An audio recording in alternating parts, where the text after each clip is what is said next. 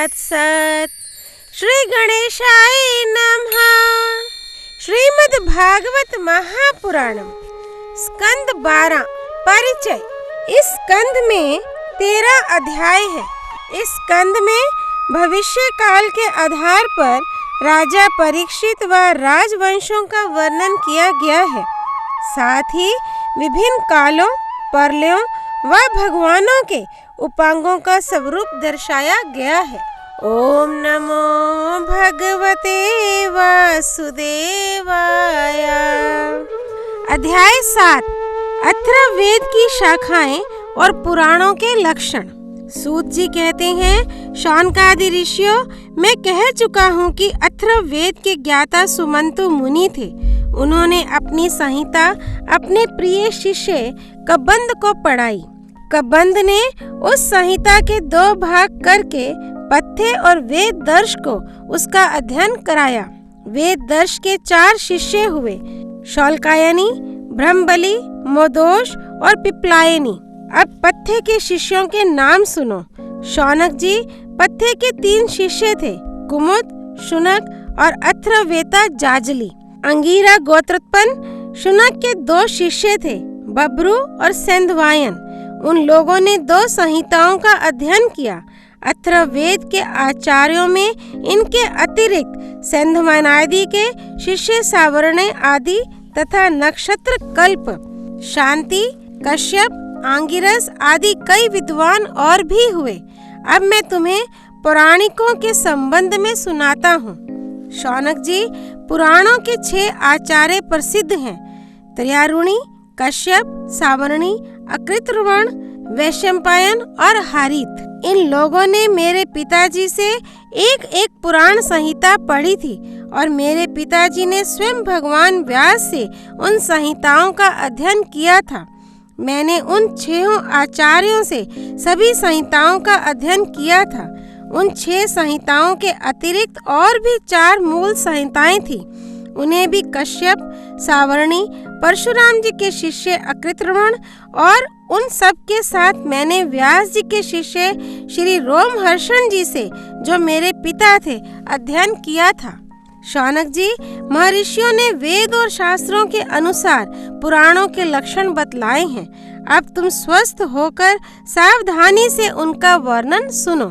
शौनक जी पुराणों के पारदर्शी विद्वान बतलाते हैं कि पुराणों के 10 लक्षण हैं: विश्वसर्ग, विसर्ग, वृत्ति, रक्षा, मनवंतर, वंश, वंशानुचरित, संस्था, प्रलय, हेतु, उत्ति और अपाश्रय।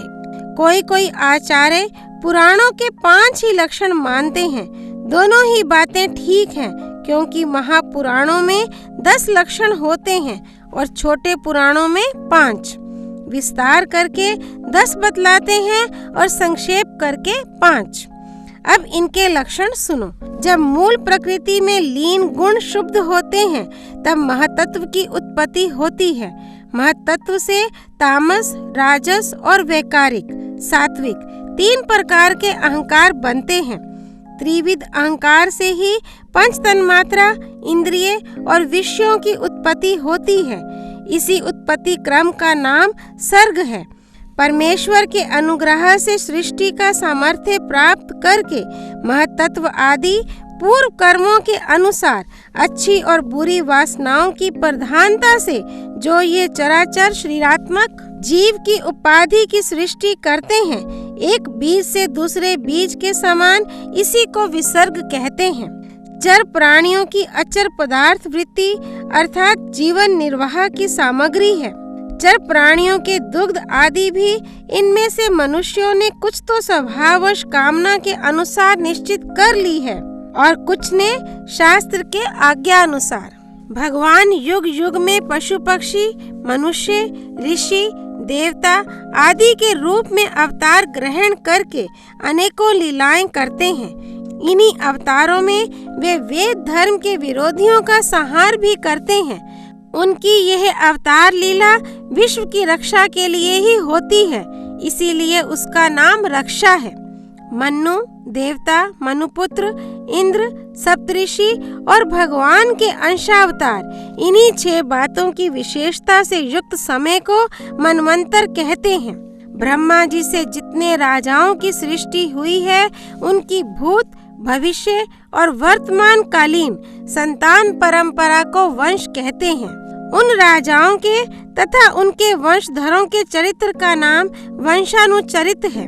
इस विश्व ब्रह्मांड का स्वभाव से ही प्रलय हो जाता है।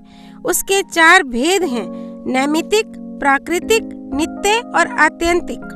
तत्वज्ञ विद्वानों ने इन्हीं को संस्था कहा है। पुराणों के लक्षण में हेतु नाम से जिसका व्यवहार होता है वह जीव ही है, क्योंकि वास्तव में वही सर्ग विसर्ग आदि का हेतु है और अविद्यावश अनेकों प्रकार के कर्म कलाप में उलझ गया है।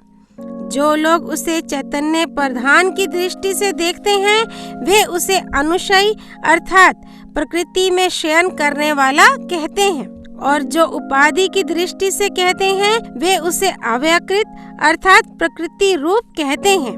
जीव की वृत्तियों के 3 विभाग हैं: जागृत, स्वप्न और सुषुप्ति। जो इन अवस्थाओं में इनके अभिमानी विश्व, तेजस और प्राज्ञ के मायामय रूपों में प्रतीत होता है और इन अवस्थाओं से परे तुरीय तत्व के रूप में भी लक्षित होता है, वही ब्रह्म है। उसी को यहाँ अपाश्रय शब्द से कहा गया है। नाम विशेष और रूप विशेष से युक्त पदार्थों पर विचार करें तो वे सत्ता मात्र वस्तु के रूप में सिद्ध होते हैं। उनकी विशेषताएं लुप्त हो जाती हैं। असल में वह सत्ता ही उन विशेषताओं के रूप में प्रतीत भी हो रही है और उनसे पृथक भी है।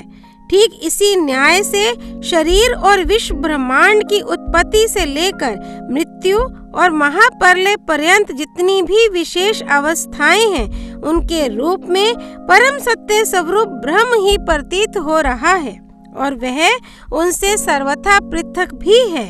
यही वाक्य भेद से अधिष्ठान और साक्षी के रूप में ब्रह्म ही पुराणोक्त आश्रय तत्व है। जब चित्त स्वयं आत्मविचार अथवा योगाभ्यास के द्वारा सत्वगुण, रजोगुण, तमोगुण संबंधी व्यवहारिक वृत्तियों और जागृत, स्वप्न आदि स्वाभाविक वृत्तियों का त्याग करके उपराम हो जाता है, तब शांत वृत्ति में तत्वमसि आदि महावाक्यों के द्वारा आत्मज्ञान का उदय होता है। उस समय आत्मवेता पुरुष अविद्या जनित कर्म वासना और कर्म प्रवृत्ति से निवृत्त हो जाता है।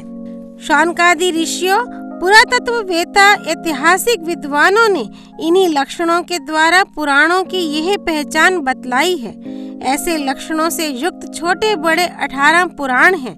उनके नाम ये हैं: ब्रह्म पुराण, पद्म पुराण, विष्णु पुराण, शिव पुराण, लिंग पुराण, गरुड़ पुराण, नारद पुराण, भागवत पुराण, अग्नि पुराण, स्कंद पुराण, भविष्य पुराण, ब्रह्म वैवर्त पुराण, मार्कंडे पुराण, वामन पुराण, वराह पुराण, मत्स्य पुराण, कूर्म पुराण और ब्रह्मांड पुराण। ये 18 हैं। शौनक जी, व्यास जी की शिष्य परंपरा ने जिस प्रकार वेद संहिता और पुराण संहिताओं का अध्ययन, अध्यापन, विभाजन आदि किया, वह मैंने तुम्हें सुना दिया। ये प्रसंग सुनने और पढ़ने वालों के ब्रह्म तेज की अभिवृद्धि करता है। अध्याय 7 संपूर्ण। कृष्णा अर्पणमस्तु। वृंदावन बांके बिहारी लाल की जय। जय जय श्री राधे।